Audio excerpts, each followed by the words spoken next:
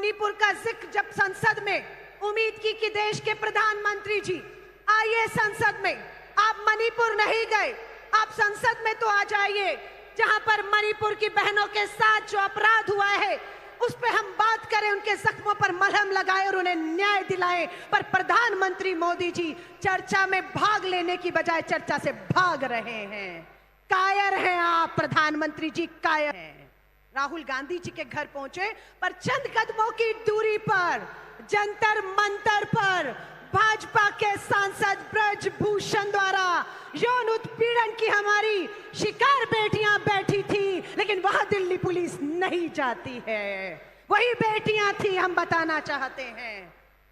कब एफआईआर हुई ब्रजभूषण भाजपा के उस सांसद के खिलाफ? जब सुप्रीम कोर्ट ने फटकार लगाई, तब एफआईआर हुई ब्रजभूषण के खिलाफ।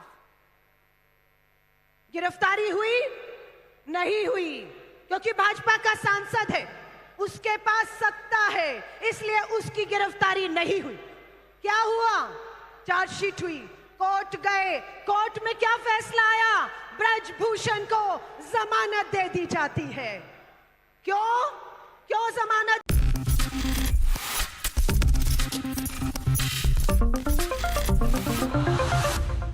अपना उदाहरण दे रही हूं। हर मां को, क्योंकि कन्या भ्रूण हत्या से हमारा संघर्ष कोख से शुरू होता है, यहां से बचना होता है हमें सबसे पहले। अगर कोख में हम बच जाते हैं तो आगे का संघर्ष शुरू होता है। एक दिन स्कूल से गई घर पर, मां को लिपट कर रोई, क्योंकि कार्यक्रम था कन्या भ्रूण हत्या कि पुत्र की चाह में मजबूर होकर मां गर्भ में बेटी को मारने के लिए मजबूर हो रही है। मेरी मां दुनिया में नहीं है, मेरी मां को भी पुत्र की चाह थी। पहली बेटी हुई, दूसरी बेटी हुई, तीसरे में मैंने जन्म लिया, पुत्र की चाह ने, तीसरे के बाद चौथा, पांचवा और 6 बहनें हैं हम लोग। पर मां के गले लगकर रोई कि मां पुत्र की चाह थी, पर तुमने पुत्र की चाह पर गर्भ में हमें मरने नहीं दिया, हमें जन्म लिया, और आज उन्हीं की लड़ाई को लड़ रहे हैं। मैं हर बेटी को कहूंगी जो यहां तक आ जाकर बैठी है, मां के गले लगकर लिपट जाइएगा, थैंक यू मां बोलिएगा कि तुमने हमें जन्म दिया, गर्भ में मरने नहीं दिया। क्योंकि बहुत सी बेटियां जन्म लेने से पहले ही, दुनिया में आने से पहले ही कोख में खत्म कर दी गई। आगे बढ़े, समाज की चुनौतियां, शादी के बाद दहेज की चुनौतियां, दहेज हत्याएं, काम पर गए, घरेलू हिंसा कानून लाना पड़ता है इस देश में, sexual harassment at work place कानून लाना पड़ता है इस देश में। यह देश अपनी आधी लड़ाई, आधी आबादी अपनी लड़ाई को लड़ रहा है। मैं यहां जो आधी आबादी बैठी है आपसे पूछना चाहूंगी, मैं क्या सब इनकी बात कर रही हूं जो इधर बैठी हैं, या अपनी? इस आधी आबादी में आपकी मां, आपकी बहन, आपकी बेटी शामिल है। ये लड़ाई आपको लड़नी होगी। मणिपुर की भीड़ में जब 2 बेटियों को नग्न करके सामूहिक बलात्कार किया जा रहा था, भीड़ में कौन था पीछे?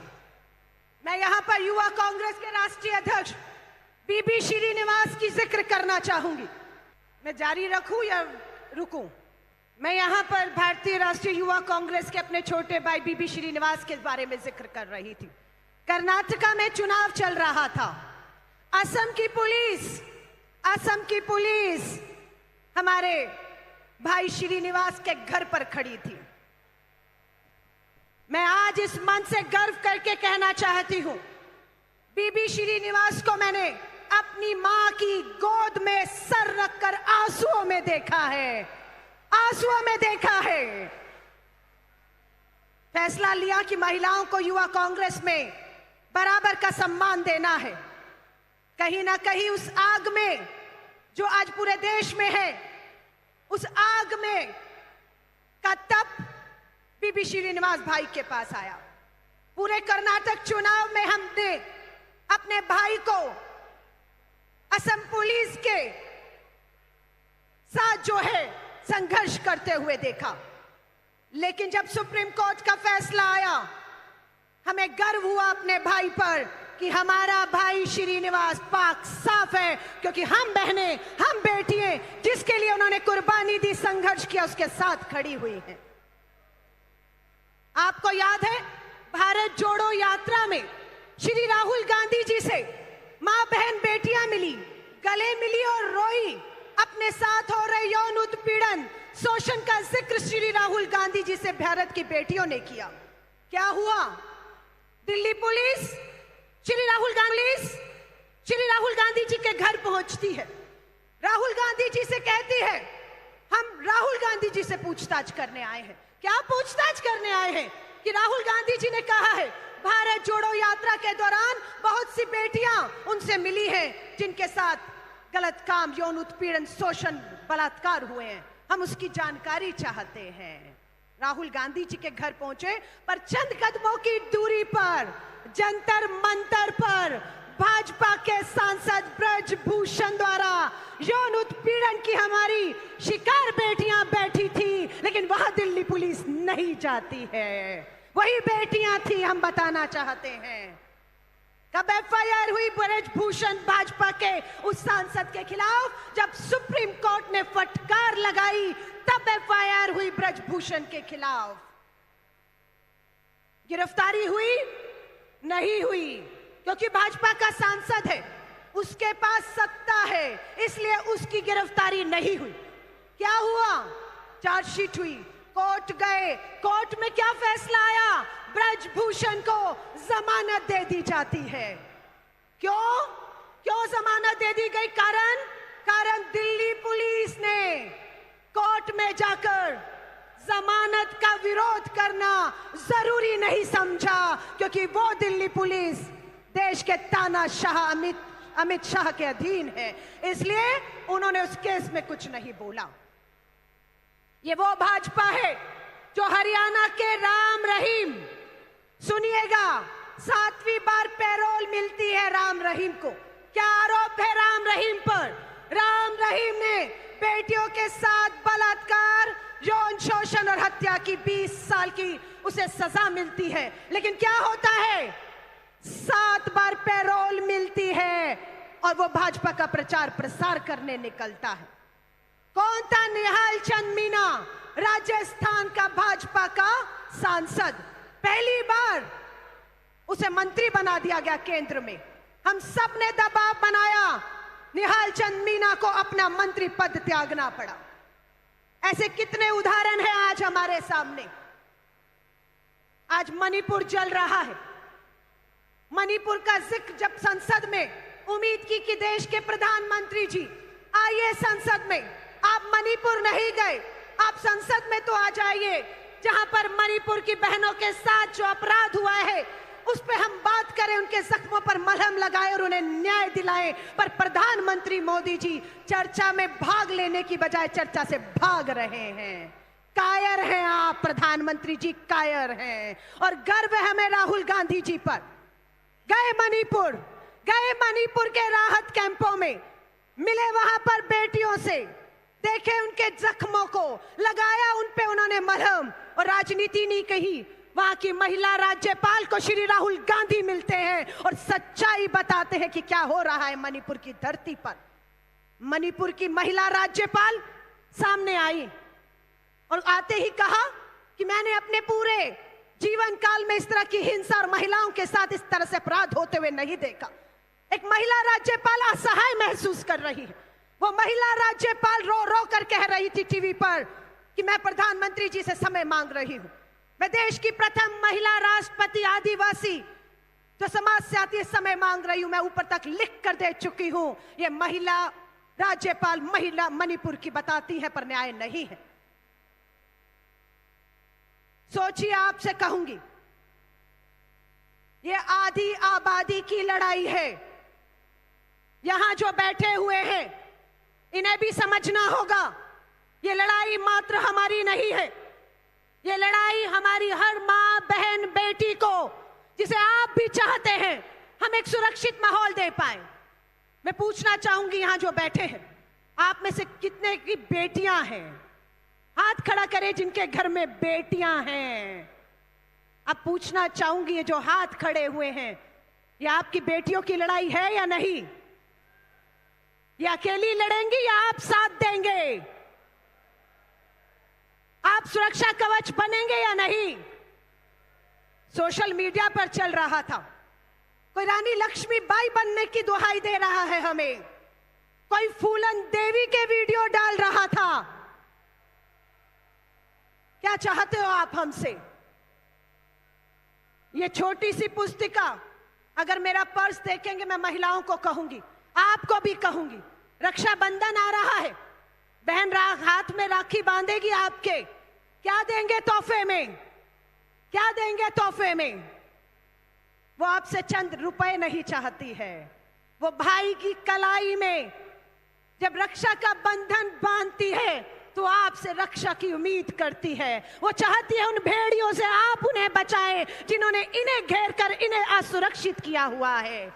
मैं हर भाई से उम्मीद करती हूं, अगले महीने राखी है, मेरा पर्स देखिएगा, महिला हूं, सशक्त हूं, डरती नहीं हूं, लेकिन अपने पर्स में हथियार लेकर चलती हूं। ये मेरा अधिकार है। जब रक्षक भक्षक बन जाएंगे, जब रक्षक भक्षक बन जाएंगे, तो हमें अपनी सुरक्षा में हथियार रखने होंगे। हम किसी पर हमला करने के लिए हथियार नहीं उठा रहे, हम कोई हिंसा के लिए हथियार नहीं उठा रहे, लेकिन रक्षक भक्षक बनेंगे तो हमें मजबूर होना पड़ेगा। ये छोटी सी पुस्तिका 10 साल पहले इस तस्वीर के साथ, अगर आप देख पा रहे होंगे, जूम करके दिखाइएगा, ये जब निर्भया हुआ था केंद्र में कांग्रेस की, दिल्ली में कांग्रेस की सरकार थी, जिस तरह से आज मणिपुर में हो रहा है, तब देश के प्रधानमंत्री जी मनमोहन सिंह जी मौन नहीं थे।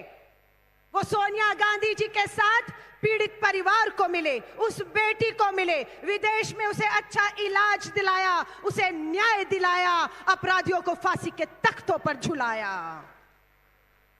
ये 10 पन्नों की छोटी सी पुस्तिका है। मैं युवा कांग्रेस के अपने भाई श्रीनिवास और कृष्णा जी से कहना चाहूंगी, इसमें हम बहन बेटियों के कानूनी, सामाजिक, संवैधानिक हक और अधिकार क्या हैं, ये छोटी सी पुस्तिका मैं अपने पर्स में लेकर रखती हूं। मैं इसे आगे बांटने का काम करती हूं, क्योंकि हमें जब हमारे कानूनी, संवैधानिक अधिकारों की जानकारी नहीं होती, तब हमारे साथ ऐसा होता है। मैं आप सभी से कहूंगी, जितनी भी बेटियां बैठी हैं, गीत मैंने चलाया था, कारण यही था कि कोमल है तू, कोमल है, कमजोर नहीं तू। मैं यहां पर फिर उंगली करके, इशारा करके कहना चाहती हूं, आपकी मां, आपकी बहन, आपकी बेटियां देखने में कोमल जरूर हैं, पर उनकी गलतफहमी दूर आपको करनी है, जो इनकी कोमलता को इनकी कमजोरी समझ बैठने की गलती कर देते हैं। ये कोमल है, कमजोर नहीं। ये आपको भी साबित करना होगा। पोंछ डालिए अपने आंसुओं को।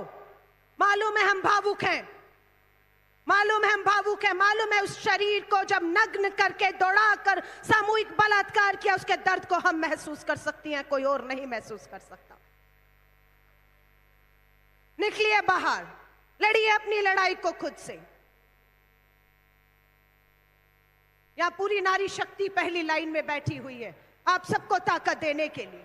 लेकिन मैं आपसे जाते जाते सिर्फ यही कहना चाहूंगी, कल फिर इंडिया बैनर के नीचे 26 राजनीतिक दल जो है वो मणिपुर की धरती पर जा रहे हैं, और गर्व होता है बताते हुए उस 26 राजनीतिक दलों के डेलीगेशन में हमारे नेता राहुल गांधी दूसरी बार मणिपुर की धरती पर जा रहे हैं। उस धरती पर जहां पर देश के प्रधानमंत्री को जाना चाहिए था। वो फ्रांस जाते हैं, अमेरिका जाते हैं, चुनावी राज्यों में जाते हैं, पर वो मणिपुर नहीं जाते हैं। गर्व से कहिए राजस्थान के मुख्यमंत्री के बारे में, गर्व है हमें छत्तीसगढ़ के मुख्यमंत्री के बारे में, जिन्होंने अपराधियों का साथ देने की कभी नहीं सोची है। आज कहती हैं स्मृति ईरानी, मणिपुर छत्तीसगढ़ पर चुप क्यों है हम? लानत है, शर्म आती है तुम पर, महिला मंत्री होकर संसद में खड़ी होकर मणिपुर चुप रहती हो और छत्तीसगढ़ राजस्थान पर बात करती हो। गर्व है हमें अपने मुख्यमंत्रियों पर, गर्व है हमें हमारी सरकार पर, गर्व है राजस्थान जिसने 12 बलात्कारियों को 4 साल में फांसी के तख्तों पर झुला दिया है। रुकेगा नहीं ये, हमारा प्रण है, हमारी कसम है, इस आदि आबादी को हम सुरक्षित करके यहां से दिखाएंगे।